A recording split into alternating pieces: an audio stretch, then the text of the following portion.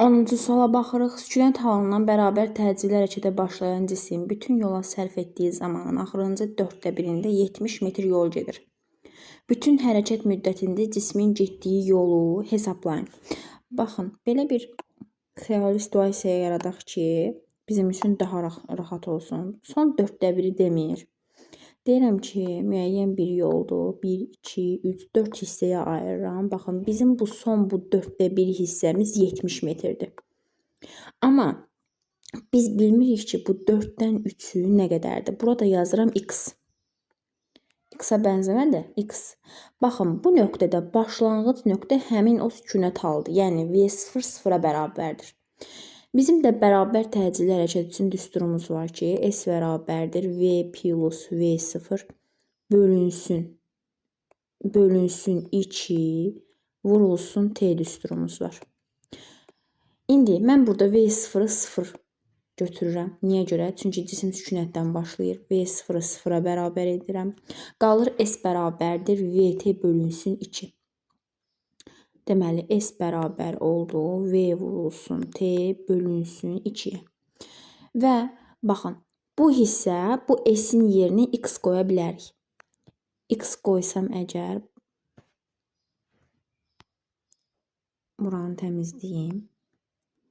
Yəni, hardan gəldiyini bildik. S-in yerinə X qoyuram. Çünki bu 4 hissədən, həmin bu 4 hissədən, baxın, bu 4-dən 3 T-si X-dır. Amma bu 4-də 1 T-si 70-dir. Onu da yazıram ki, X bərabərdir. V vurulsun 4-dən 3 T bölünsün 2. Bu da bərabərdir 3VT bölünsün 8-ə. Razılaşırsınız? 3VT bölünsün 8-ə.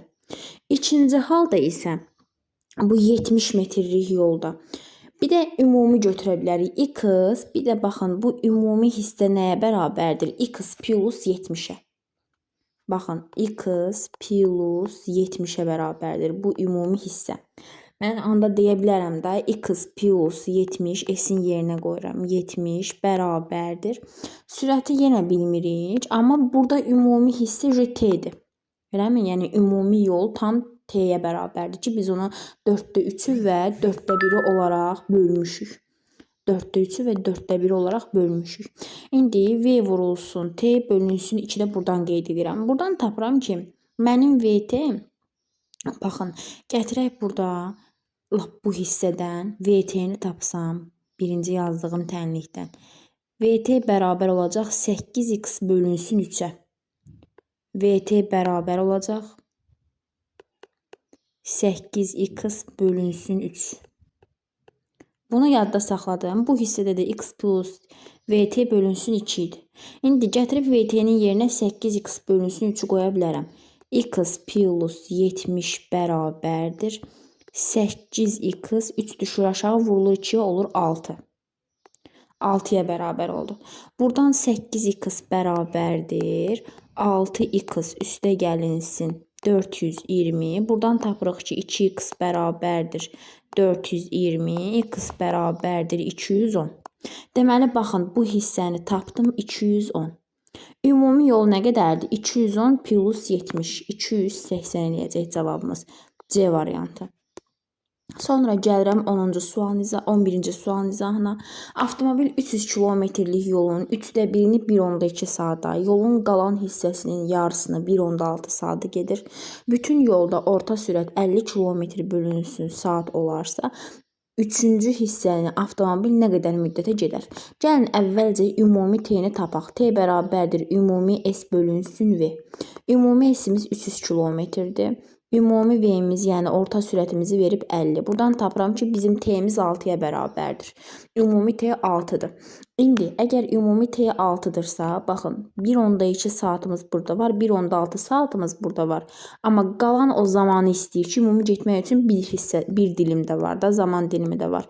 Bu bərabər olacaq 6-ya. Buradan da bu 2/8 plus x bərabərdir 6 yazanda, x-imiz bərabər olacaq 3/2-yə. Vəssalam, D variantı. Sonra 12-ci suala baxırıq. Metronun eskalatoru üzərində tərpənməz dayanmış sərnişini 1 dəqiqəyə qaldırır. Tərpənməyən eskalatorla sərnişin 3 dəqiqəyə qalxır. Hərəkət edən eskalatorda yuxarı qalxan sərnişin həmin məsafəyə nə qədər vaxt sərf edər? Bunun hazır düsturu var. T bərabərdir T1 vurulsun T2 bölünsün T1 üstə gəlinsin T2. Buradan yerinə qoysan əgər, baxın, hesablaya bilərik. 1-dir, 3-dür. 1 vurulsun 3 bölünsün 3 plus 1 4 yəni. Amma burada dəqiqə ilə də bizdə saniyə ilə istəyir. Vur 60. Bu da bizə verəcək 45-i. Cavabımız olur 45 saniyə A variantı. Sonra 13-cü suala baxırıq. Cisim ümumi zamanın birinci 1/3 hissəsində 20 metr/saniyə sürətlə, ikinci 1/3 hissəsində 40 metr/saniyə sürətlə, üçüncü 1/3 hissəsində isə 30 metr/saniyə sürətlə hərəkət etmişdir. Bütün hərəkət müddətində cismin yer dəyişməyə görə orta sürəti.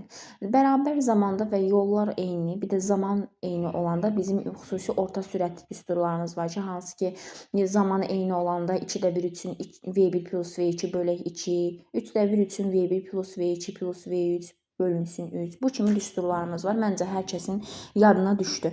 İndi baxın, görürük ki, burada 3/1, 3/1, 3/1, yəni zamanlar eynidir. Onda bizim zaman 3/1 üçün düsturumuz var. Orta sürət düsturumuz. V1 üstə gəlinsin V2 üstə gəlinsin V3 bölünsün 3. Toplayıram V-ləri. Deməli 20 üstə gələnsin 40 çıxılsın 30. Mənfi 30 daxı. 60 çıxılsın 30, 30 eləyəcək. Bunu da böləcəm 3-ə. O da bizə verəcək nəyi? 10-u. Deməli cavabımız olur 10 metr/saniyə A variantı.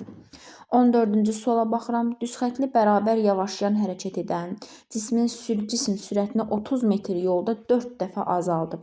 Tam dayanana qədər cismin getdiyi yolu hesablayın. Baxın, cismin sürəti 4 dəfə azalmaq o deməkdir ki, onun son sürəti 4 dəfə azalıb. Yəni V bərabərdir, V0 bölünsün 4-ə bərabərdir. Düsturumuz necədir? S bərabərdir, V-nin kvadratı çıxılsın V0-ın kvadratı bölünsün 2A. Gətirib yerinə qoyanda, buradan aşağıdan qoysam 30 bərabərdir. Deməli, V-nin kvadratı, elə bil V0-ın kvadratı bölünsün 16 eləyir. V0-ın kvadratı böl 16 çıxılsın V0-ın kvadratı. O da eləyəcək 15 V0-ın kvadratı bölünsün 16. V0-ın 16 aşağıda da A var. Eləmi? Aşağıda özdə 2A var.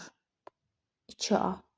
V0-ın kvadratı bölünsün 2A bizə verir S-in düsturu. Hansı düstur? S bərabərdir normalda V kvadrat minus V0-ın kvadratı bölək 2A da. Amma burada deyir ki, cisim tam dayanır. Dayananda son sürət 0 olur axı. Onda V0 kvadratı bölünsün 2A qalır da burada. V0-ın kvadratı V0 olanda V0-ın kvadratı bölək 2A. Bu da həmin o yol düsturudur da. Yəni mən bura gətirib S qoya bilərəm. Məndən də bunu istəyir onsuz da. Yəni həmin o S-in qiymətini istəyir. Yəni onda yazıram ki 30 bərabərdir 15S bölünsün 16. Bundan bu ixtisar gedir. Burada 2 qalır. S bərabər olur 2 vurulsun 16 32 metr. Cavabımız olacaq 32 metr. Sonra 15-ci suala baxırıq. 15-ci sual. Bayaqdan qalıb bu. Deməli, birinci cismin sürəti 10 metr/saniyə, ikinci cismin sürəti isə 6 metr bölünsün saniyə olarsa, birinci cismin ikinci cismə nəzərən sürəti. Bu hansı qaydadır? Sürətlər eyni istiqamətdə gedəndə çıxılır, sürətlər əks istiqamətdə gedəndə toplanılır. Sürətlər bir-birinə perpendikulyar olanda Pifaqor teoremi ilə həll olunur. Amma bu vektorlar arasındakı bucaq arasında müəyyən bir bucaq olarsa, onda biz ona həll eləyirik kosinuslar teoremi ilə. Kosinuslar teoremi belədir. V1-in kvadratı üstə gəlinsin V2-nin kvadratı üstə gəl minus də gələk qüvvələrdədir. V1, V2 kosinus alfa. Vəssalam, bu düsturla da gəlin yerinə qoyub hesablayaq. Deməli, V1 2 bərabər olacaq. Kök altında V1-imizin qiyməti 100, 100 üstə gəlinsin 6-ın kvadratı 36 minus 2 vurulsun 60, 120. Eləmi? 2V1, V2 vurulsun kosinus 60 dərəcədə nə alır? Baxın, burada verib. 2-də 1. Burada 60 qalır. 136 çıxılsın 60 kök altında. Deməli, 136-dan 60-ı çıxanda nə qalır? Deməli, 60, 40, 40 üstə gəlinsin 36, 76. Bəli, 76 qalacaq.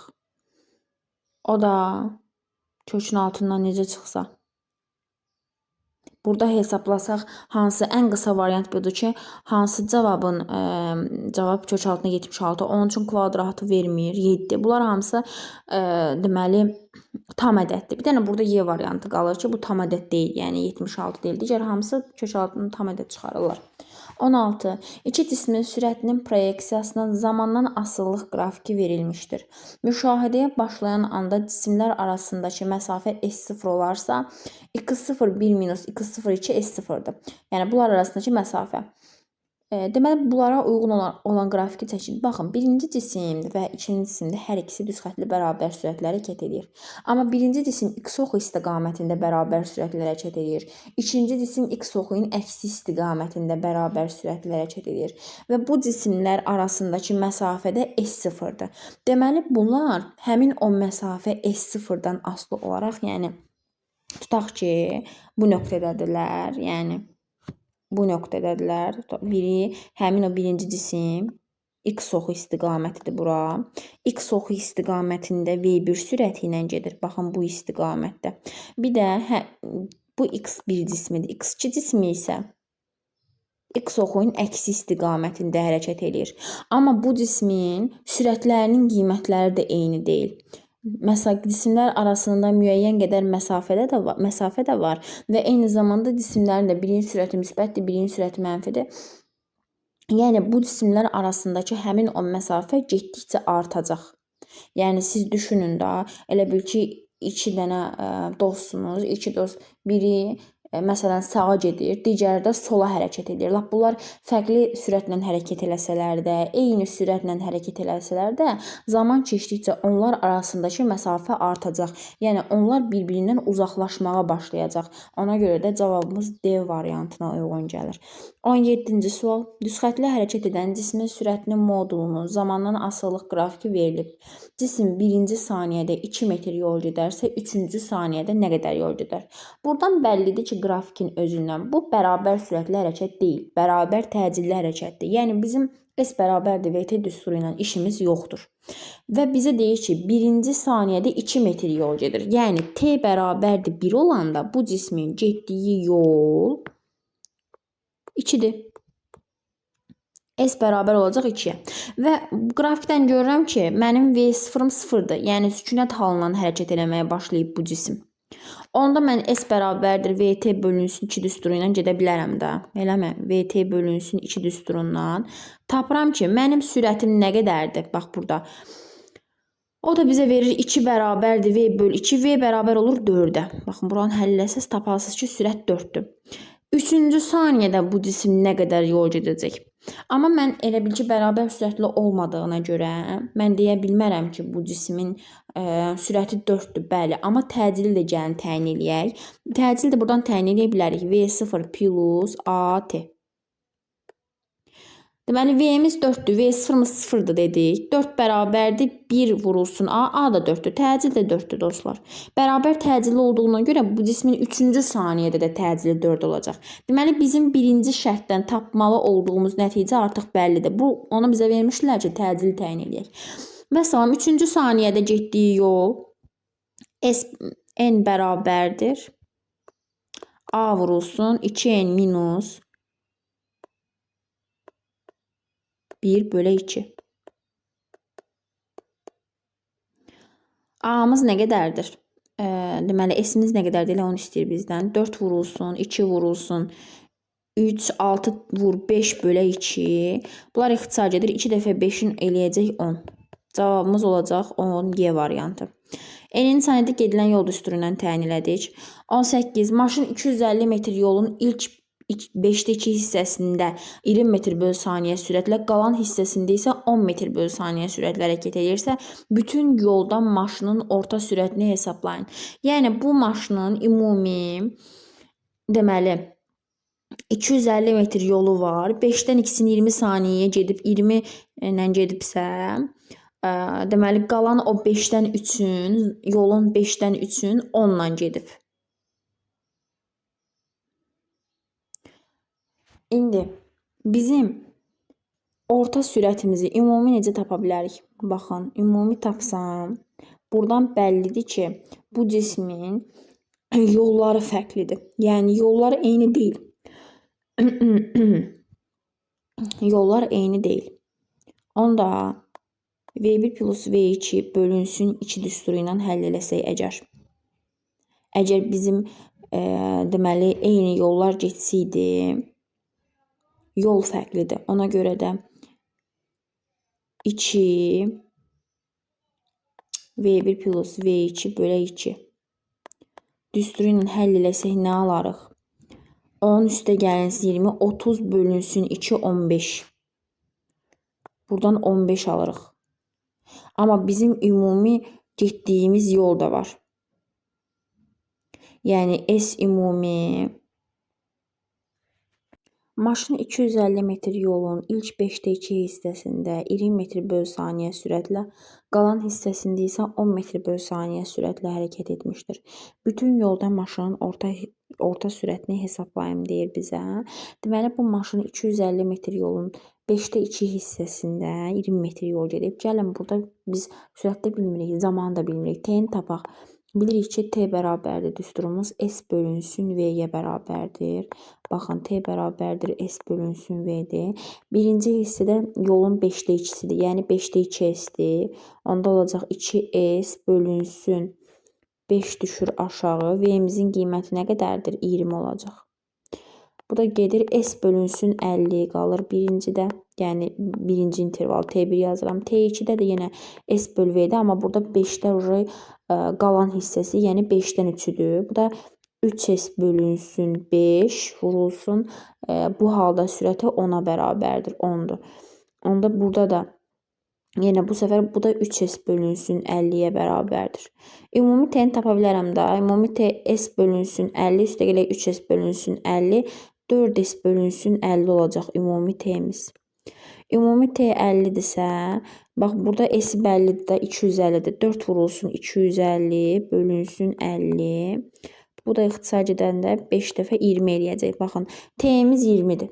Gətirirəm V-ni tapıram. V bərabərdir S böl T.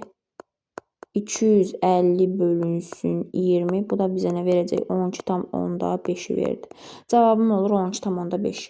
Sonra 19-cu suala baxırıq. Başlanğıc anda sürəti 20 metr bölü saniyə olan maşın 4 metr bölü saniyə kvadratı təcillə bərabər yavaşlayan hərəkət edir. Maşının 4-cü saniyədə getdiyi yolu, yəni 50 saniyədə getdiyi yolu istəyir bizdən. 50 saniyədə getdiyi yol bərabər yavaşlayan hərəkət üçün belədir. S bərabərdir V0 çıxılsın A vurulsun 2N minus 1 bölü 2. V0'ımız nə qədərdir? 20 çıxılsın A-mız 4'dür. 4 vurulsun. Gətirib 2-nin yerinə 4-cü saniyədə. N-in yerinə 4 qoyuram. 2 dəfə 4-ün 8 çıx 1 7 eləyəcək. Vurulsun. Bu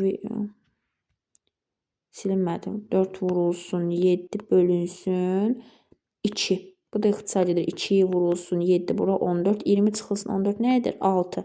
Və salam bizim cavabımız 6-ya bərabərdir. 20-ci suala baxırıq. Düz xəttlə hərəkət edən iki cismin koordinatının zamandan asılılıq qrafikləri verilib. İkinci cismin sonunda, ikinci saniyənin sonunda A cisminin B cisminə nəzərən sürətini tapın. Gəlin A cisminin sürətini tapaq. Bilirik, görünür ki, bərabər sürətli hərəkətdir.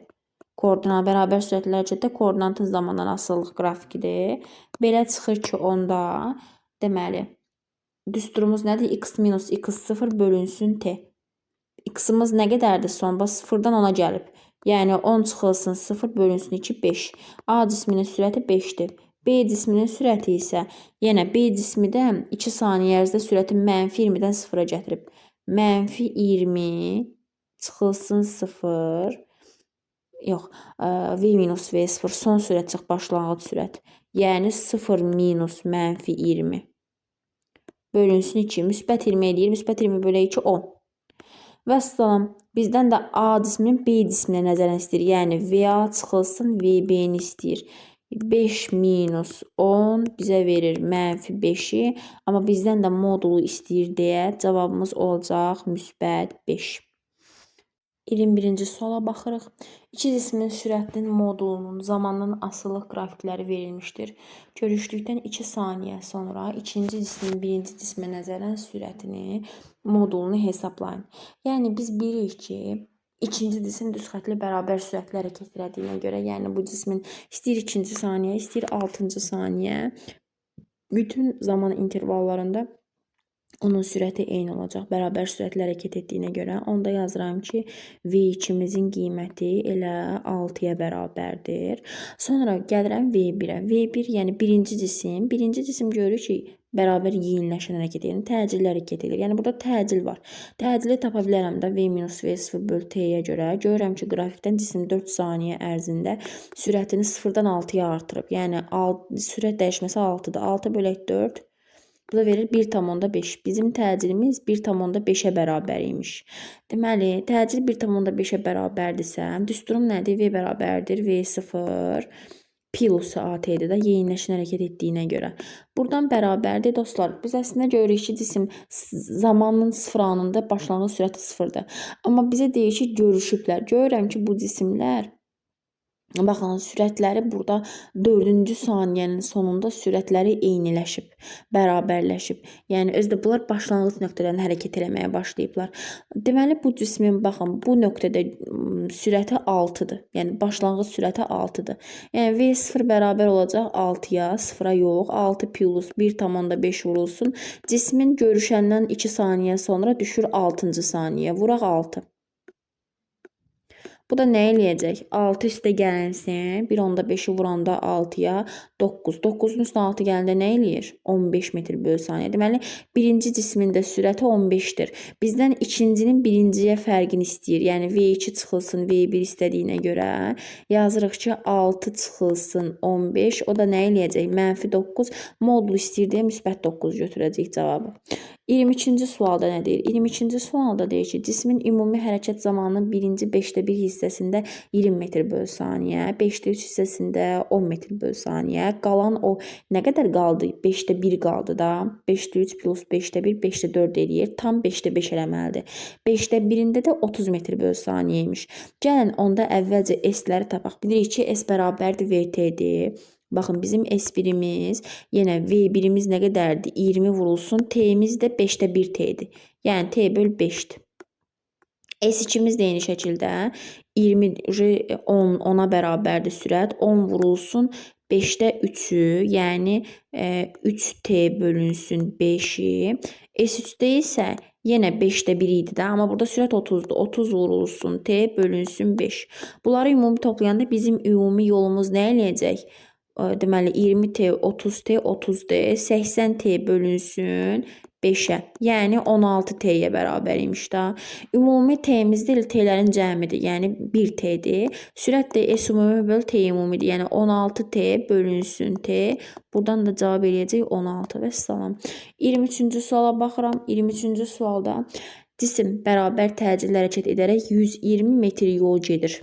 Sərf olunan zamanın ikinci yarısında gedilən yolu kütlə ilə hesablayın. Zamanın birinci yarısında gedilən yol düsturu S bölü 4-dür. Zamanın ikinci yarısında gedilən yol düsturu 3S bölünsün 4-ə bərabərdir.